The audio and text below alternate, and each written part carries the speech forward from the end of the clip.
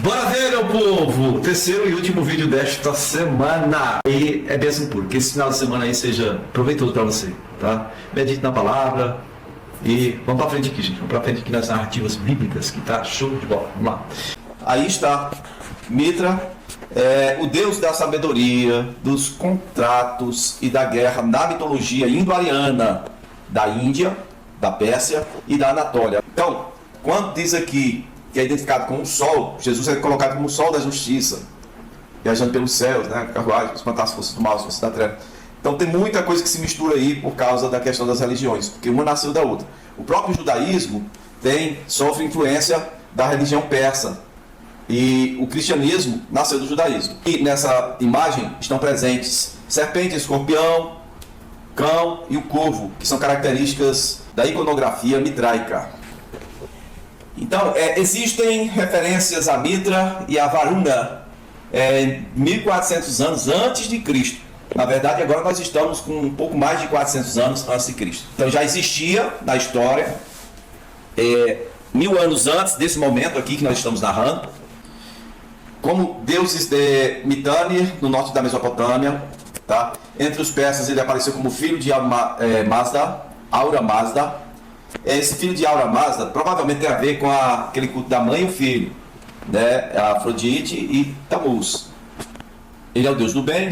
Mitra nasceu perto de uma fonte sagrada, debaixo de uma árvore sagrada, tudo sagrado, né? E a partir de uma rocha, essa rocha devia ser sagrada também, a pedra Generatrix, a pedra do Gênesis, como diria o finado Raul Seixas. Mitra é, por isso, denominado de pedra natus, tá? Sua primeira menção é de aproximadamente 3.400 anos atrás, sendo escrita como companheira de Varuna. Gente, presta atenção, nasceu de uma rocha, mais um ponto, tanto no Velho Testamento de uma rocha que seguia, de onde os hebreus, né, os israelitas, de onde saiu água para os israelitas, e Jesus disse mesmo que ele é a rocha eterna, né? Por volta de 500 anos antes de Cristo, ou do século 500 antes de Cristo, passou a integrar o panteão do zoroastrismo persa, né?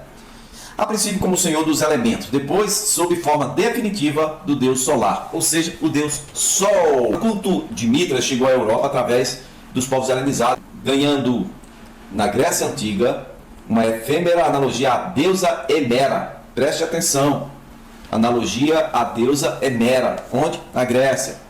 Um pouco antes do nascimento de Alexandre Magno, e após a vitória de Alexandre o Grande sobre os persas, o culto a Mitra se propagou por todo o mundo helenístico. Pra você ter ideia, para alguém entrar no exército, tanto da Grécia ou mais tarde, exército de Roma, tinha que ser iniciado nessa religião aí, o mitraísmo.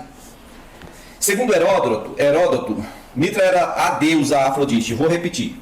Segundo Heródoto, Mitra, que é representado por uma figura masculina, era a deusa Afrodite. Afrodite é a mãe do Tammuz, tá bom? Afrodite Urânia, trazida pelos assírios com o nome de Milita. E pelos árabes. No meio dos árabes, ela era chamada de Alita. Falando, o símbolo de Mitra era o touro sacrificado pela divindade, né, no caso, parece um homem, mas é a figura de uma mulher. Viu? E a morte do touro representaria a lua, era a característica desse mistério que se espalhou pelo mundo helênico e romano por meio do exército. Vamos lá ver as influências do mitraísmo, ou no mitraísmo. Em Roma, surgiu uma religião de mistérios que utilizava os símbolos da divindade Mitra. No entanto, esse deus homônimo possuía atributos e características distintas. Então, em Roma, tinha dois cultos voltados para a mesma coisa. Porque o Mitra era deus solar, e lá tinha o Solo Invicto, que era um culto público, ao passo que Mitra era um culto privado, né? Com a adoção da religião grega pelos romanos, em 146 a.C., Mitra ficou sendo considerado um equivalente de Hemera, que é uma deusa, né, feminina, se mantendo assim até o século III depois de... Bem, queridos, muito bem, foi citado aí Hemera. Os gregos assumiram a religião mitraica, só que entre os gregos ele aparecia como Hemera, uma figura feminina. Quem era Hemera? Hemera quer dizer, em grego é dia, ou amara. No mito grego era filha de Nix. Nix é a noite, com Érebo, é filha do dia com Érebo, as trevas. Veja bem, uma criatura que tem o nome de dia, e ela é filha da noite com as trevas, né? É uma entidade primordial e a personificação da luz, do dia e do ciclo da manhã. Segundo o poeta romano Hígino, teve um romance com seu irmão Éter e com ele teve 3 filhos: Gaia, que é a terra, Urano, que é o céu, e Talassar, o mar. Nasceu junto de Éter e das Hespérides. O equivalente a Hemera no mito romano era Dies. Dies é solos invictus, ou o dia, né? Aí está a figura da Hemera, personificação da luz do dia e do ciclo da manhã, ok? Aqui embaixo diz que ela era também guardiã dos umbrais, dos portais entre o mundo da luz e o mundo das trevas. Segundo Hesíodo, Hemera mora com a mãe Nix, além do oceano, no extremo ocidente. Lá, um grande muro separa as portas do inferno do mundo visível.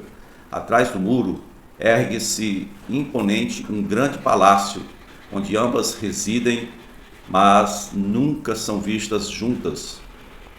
Quando Hemera sai, a mãe espera até a hora da filha voltar para, por sua vez, saudá-la e sair para lançar o manto da noite sobre o mundo.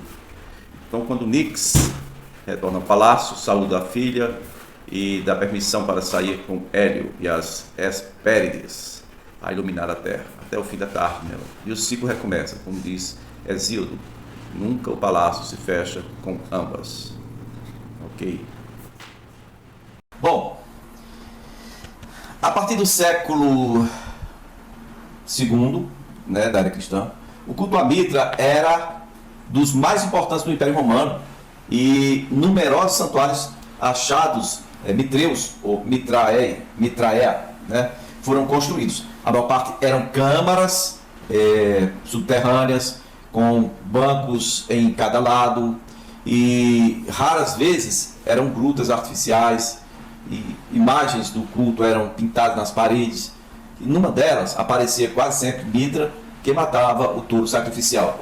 Agora veja aí a história dos pais da igreja quando perseguidos. Diz que eles reuniam nas grutas, nessas grutas. Eles reuniam nesses lugares onde se cultuava Mitra, tá bom? Na verdade, houve uma mistura do cristianismo com o mitraísmo. E já tinha tanta coisa semelhante que hoje o pessoal diz que Mitra é Jesus, Jesus é Mitra. Que coisa horrenda, né? Veja bem, o ritual de iniciação na religião mitraica consistia em levar o neófito, o novo, né, o iniciado, até o altar de Mitra. Ele tinha que ser levado amarrado e com os olhos vendados. E aí o sacerdote oferecia a ele a coroa do mundo. Colocava essa coroa sobre a cabeça dele. Aí o neófito deveria recusar essa coroa e dizer: Mitra é a minha única coroa. Bom, o evangelho está cheio de lugar para falar da coroa da glória, que é antagônica à coroa do mundo. Paulo mesmo diz: olha, agora já está reservado para mim a coroa da glória que o Senhor me dará a mim e a todos que amam a sua vinda. Esse ritual de iniciação é igualzinho ao ritual de iniciação hoje da maçonaria, que é um negócio ocultista também. Não é público, né? Não é um culto público, é oculto, é restrito. O iniciado tem que recusar alguma coisa lá, uma espada no peito, ele tem que dizer que está saindo das trevas para a luz da maçonaria. O culto a Mitra passou por diversas transformações, difundindo-se gradualmente até alcançar um lugar proeminente na Pérsia e representar o principal oponente do cristianismo no mundo romano nas primeiras etapas de sua expansão. Olha aí. A religião mitraica tinha raízes no dualismo zoroástrico. É isso aí, zoroástrico. Oposição entre bem e mal, espírito e matéria, certo? Então, nos cultos helenísticos, Mitra passou a ser um deus do bem, criador da luz, e em luta constante contra a divindade obscura do mal. Seu culto estava associado a uma existência futura e espiritual. Olha aí, a gente pretende futuramente ir morar no céu com Deus. Tem muita coisa que é semelhante, né? E totalmente diferente da matéria. O corpo vai ser transformado, não vai ser essa matéria. E o culto era celebrado em grutas, não era culto público. né, grutas sagradas, onde o principal acontecimento era o sacrifício do touro, cujo sangue fazia brotar a vida, propiciando a imortalidade. Para alguns povos do Mediterrâneo, Mitra era uma junção do deus da guerra, que é Ares, e Héspero, né, a estrela que simbolizava o planeta Vênus.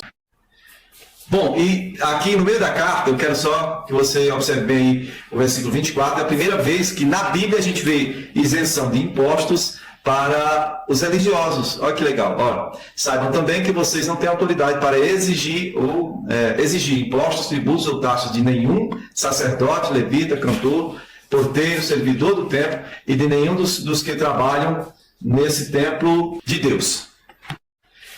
Aí, semelhantemente importante, versículo 25 dessa carta aí, vai dizer que Esdras teria que nomear juízes para magistrarem a justiça a todo o povo do território, né, situado a oeste do Eufrates.